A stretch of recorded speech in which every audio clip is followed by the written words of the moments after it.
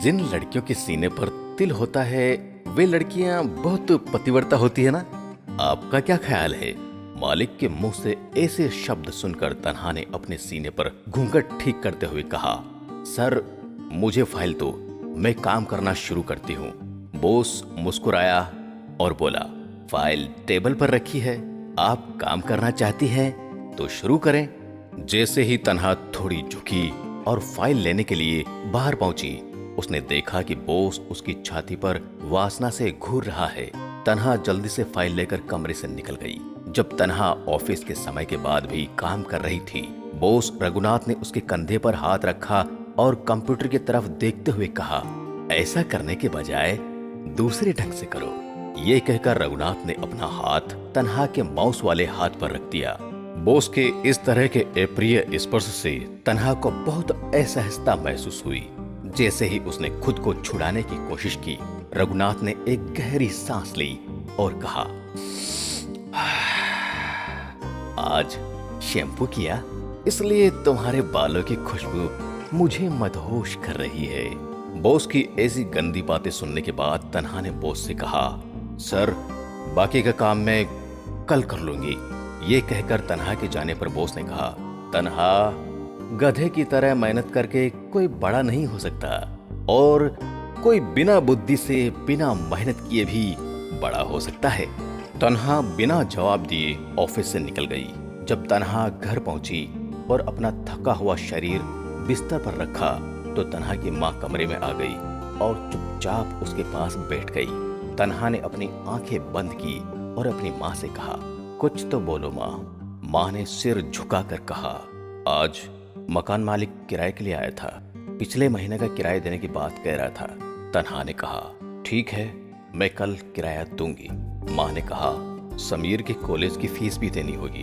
तन्हा ने कहा, ठीक है कल दूंगी। फिर माँ ने कहा, मुझे कल डॉक्टर के पास जाना है। तन्हा ने कहा, ठीक है माँ, मैं तुम्हें कल डॉक्टर के पास भी ले चलूंगी। कुछ देर के बाद तन्हा ने आंखें खोली और माँ को रोते हुए देखा। रोने की आवाज सुनकर तन्हा ने नाराज होते हुए कहा, माँ तुम्हारा रोना अब मुझे अच्छा नहीं लगता। माँ मैं मरी नहीं हूं कि तुम रो रही हो, वैसे भी मैं परिवार को घसीट रही हूं या नहीं। तब माँ ने कहा, मैं रो नहीं तो क्या करूं बेटी, जिस उम्र में तेरे पति के बच्चे होने वाले हैं तुम हमें खींच रही हो। मैं एक माँ हूँ, मुझे बुरा लग रहा है। तन्हा ने कहा, माँ तुम जाओ, मुझे थोड़ी देर के लिए अकेला छोड़ दो। अगले दिन रघुनाथ ने तन्हा की ओर एक कागज बढ़ाया और कहा, मैं अगर इस कागज पर दस्तखत कर दूं तो तुम्हारा प्रमोशन हो जाएगा। तन्हा ने बेबसी से बॉस की तरफ देखा और कहा, सर कृपया मुझे संकेत दें, मुझे प्रमोशन की सख्त जरूरत है। रघुनाथ मुस्कुराए और बोले, हस्ताक्षर करवाओगी तो मुझे बदले में क्या दोगी? तन्हा ने आह भरते हुए कहा, तुम क्या चाहते हो? फिर रघुनाथ ने तन्हा को कामातुर दृष्टि से देखा और कहा, ज्यादा कुछ नहीं, कल मेरा जन्मदिन है, इस मौके पर मेरे साथ किसी रिसोर्ट में अकेले कुछ पल मेरे साथ बिताओ। तन्हा ने सिर झुकाया, कुछ देर सोचा और कहा, रिसोर्ट में कोई दिक्कत तो नहीं होगी ना सर? हरी झंडी पाकर रघुनाथ के मुंह में पानी आने लगा। बॉस ने तन्हा का हाथ पकड़ा और कहा, अरे कोई बात नहीं होगी।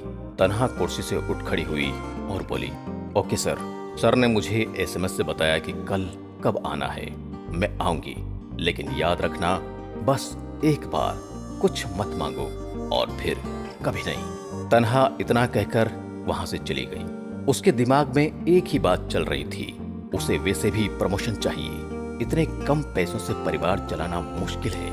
अगले दिन रिसोर्ट के कमरे में बैठकर जब रघुनाथ ने तन्हा को फोन किया तो तन्हा ने कहा कि आने में 10-15 मिनट लगेंगे।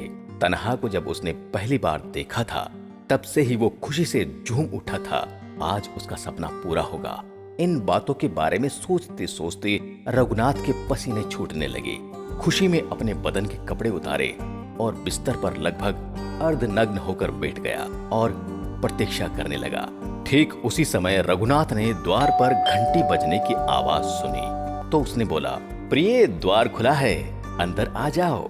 रघुनाथ अपनी पत्नी लेमा को तन्हा के साथ देखकर इतना हैरान हुआ कि उठकर अपने कपड़े पहन नहीं सका।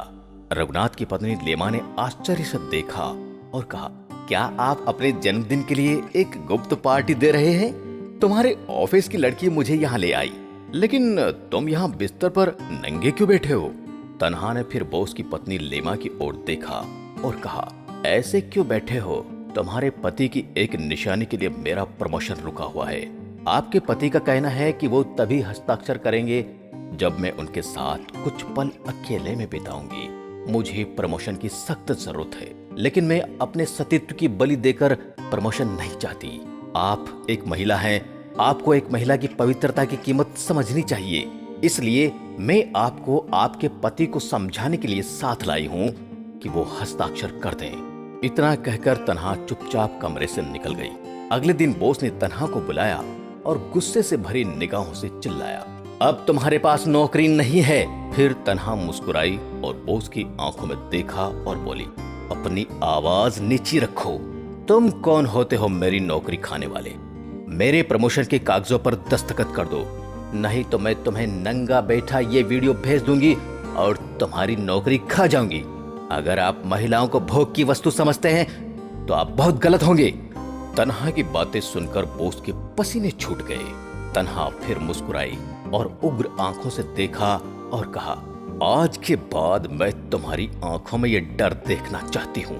अगर मैंने देखा कि तुम्हारी आंखें मेरे गले से नीचे उतर रही है तो मैं तुम्हें दिखाऊंगी कि जब लड़कियां सख्त होती है ना तो कितनी डरावनी हो सकती है। आज हर जगह पर रघुनाथ जैसे कई व्यभिचारी हैं जो स्त्रियों को भोग की वस्तु समझते हैं। सत्ता की लालसा में आकर उन लालची मर्दों के सामने खड़ा होना महिलाओं के लिए बहुत मुश्किल हो जाता है, लेकिन मुश्किल हो तो भी सभी को उनके खिलाफ खड़ा होना चाहिए।